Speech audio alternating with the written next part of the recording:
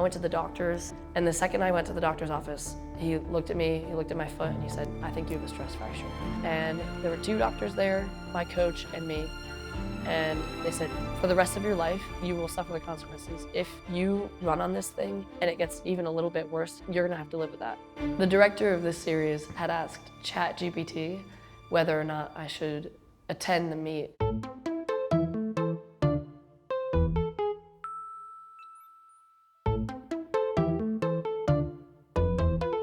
And it responded by saying there were 4 considerations.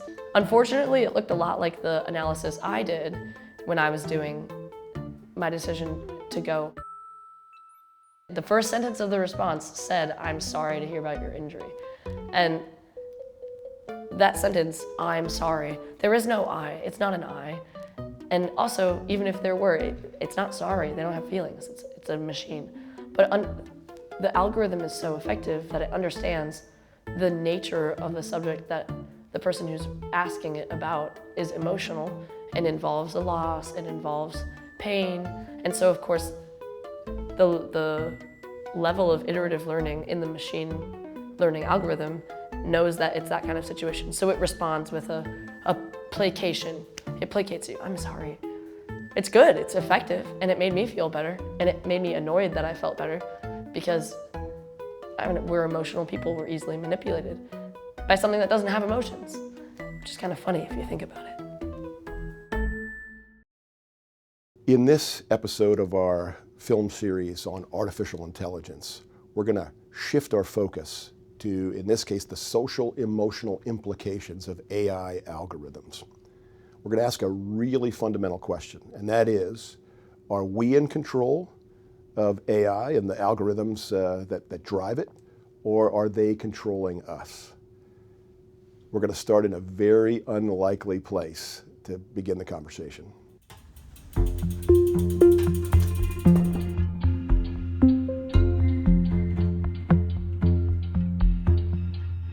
Lauren, this is a larger conversation about artificial intelligence. Why do you think you're here as a chaplain?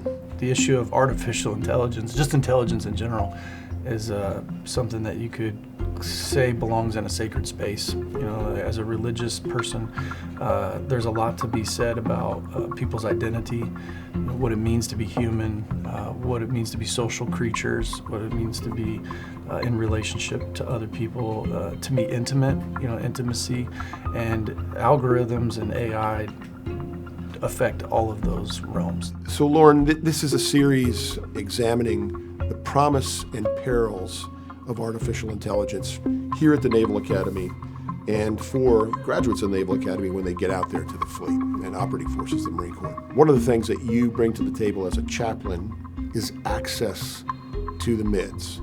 And we know that the algorithms enabled by artificial intelligence are by design meant to capture and keep their attention. What are the most significant things that you've seen in regard to their attention that has impeded midshipman development in your few years that you've been here? We'd probably be wanting to look for shocking examples, but it's a little bit benign. So I could talk about counseling trends, but I don't know that it would be fair even for me to tie them directly to the algorithm, right? But I don't know what else would create the counseling numbers that we see, you know, whether it's plebe summer numbers going from a couple hundred counselings to 800 counselings a year, just the volume. We have plebe summer where they can't have a cell phone. Yep. So it's like a forced fast. We do a Wednesday morning training here, and we have them sit in silence for 90 seconds. Many of them say it's the worst thing that they've ever done since they've been here. They're not capable of just sitting and being present with someone else, and I'll say, well, what does that say about our ability to like connect socially and our emotional intelligence? So I think across the board, social skills, and then again, when we look at suicide rates, I can't help but sexual assault has gone up every year, and this is a congressionally known thing. This has been we've staffed for this. It's a response to it, and I would say that that there's cases that we could directly tie to pornography and pornography use. Now, other people might disagree with that, and that's fine, but those are the cases. And again, from behind the scenes, the people that come and talk and will share with you, like, I have an addiction to pornography. And this addiction is made worse by the power of the algorithms to capture and keep that attention. Pornography is one of those things that is a negative outcome associated with the capture and keeping of attention. What are some other things that you've seen? Again, I just think the erosion of a relationship, I spend a lot of time here talking about friendship and relationship, and we talked about it a little bit earlier. People just don't know their peers here. It is creating a new medium through which we interact with each other.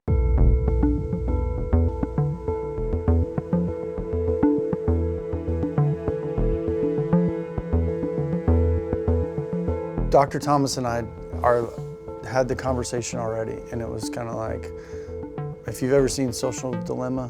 What I want people to know is that everything they're doing online is being watched, is being tracked. Every single action you take is carefully monitored and recorded. The movie on Netflix about the addictions and algorithms and how your phones and all this stuff are sort of wired to keep your attention, right, to make you addicted to them. Facebook discovered that they were able to affect real-world behavior and emotions without ever triggering the user's awareness.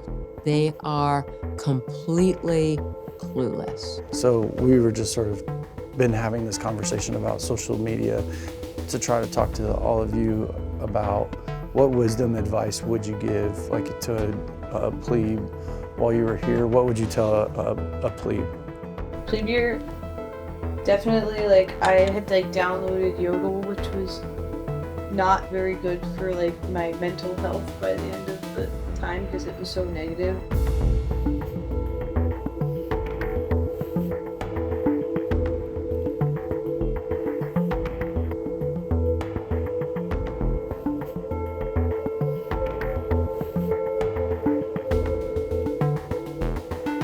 Let me show you how this works. So you open up Yodel, this is what you come to. Yodel is a social media app, except it's more anonymous. So I'd equate it to Twitter, but there's no usernames or any hashtags that are involved with one certain person. They're just anonymous feeds. You can pick your location right here. I've got it picked on Annapolis, but really, you can dial in from anywhere. You could be at West Point and pick Annapolis. It was just an echo chamber of angry midshipmen talking about random stuff, and then midshipmen trying to troll each other and get reactions that were negative. I don't know if we were aware if there was AI working or not working. If there were bots or just midshipmen, I think was just kind of assumed that it was real humans interacting with it. Now, if that's true or not, I have no idea. I felt like it was much more user-driven. Now, if that's not true, to how it was actually run by Yodel, then I think we were all living in this false reality.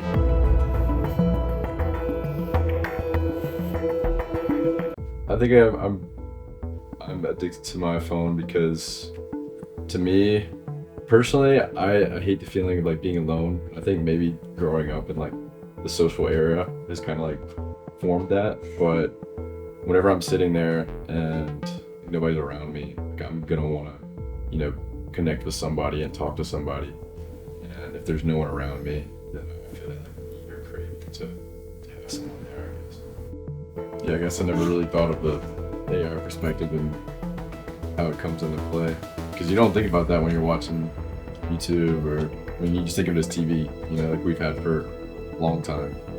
So it didn't really come to mind, but it's true. Because YouTube especially, it shows you exactly what you want to see. The videos pop up. It even shows you the top the different tags that it knows you're interested in. So it shows those videos, and if you don't think that's good enough, it'll ask you, it'll say is this a good recommendation? Because it wants to figure out exactly how to keep you on it. There is a deep bad side of it, but I think there's a lot of good that can come from it. A lot of it is I remember when I got my phone back, it's a way for us being in a different state or country from someone else to connect and share our experiences. like through WhatsApp, iMessages, those aren't necessarily like very social media like, but even on Instagram or Facebook, and it's a way to stay connected in this day and age with friends. Social media can be a really beautiful thing in its own right. The goods are undeniable. Staying connected to your friends, undeniably, like a good thing.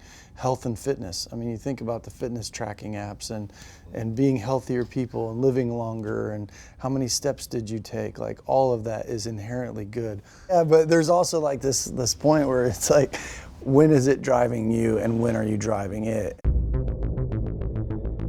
So if you had to put a finger on the principal problem in play, in this moment, what would it be? What is the problem we're really trying to solve here in regard to artificial intelligence algorithms capturing the attention of midshipmen? Elliot. Yeah. First thing that comes to my mind is autonomy. The second thing would be just genuine human relationship, as if you buy philosophically that we're social creatures and that we're in need of social relationships. I think there's a serious threat to ideas like friendship, esprit de corps. Once you start to lose your humanity, if we allow the algorithm to become the primary mediating tool between human beings, we're gonna be in trouble. I think the algorithms are so powerful that people have no idea. From a power perspective, you want to give them the illusion of control. And that's the part I really try to like turn the light bulb on for people, is like, do you know when you are driving the app or when the app is driving you?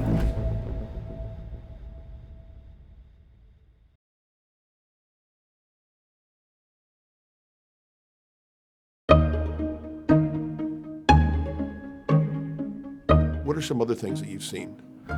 Again, I just think the erosion of a relationship, I spend a lot of time here talking about friendship and relationship, and we talked about it a little bit earlier.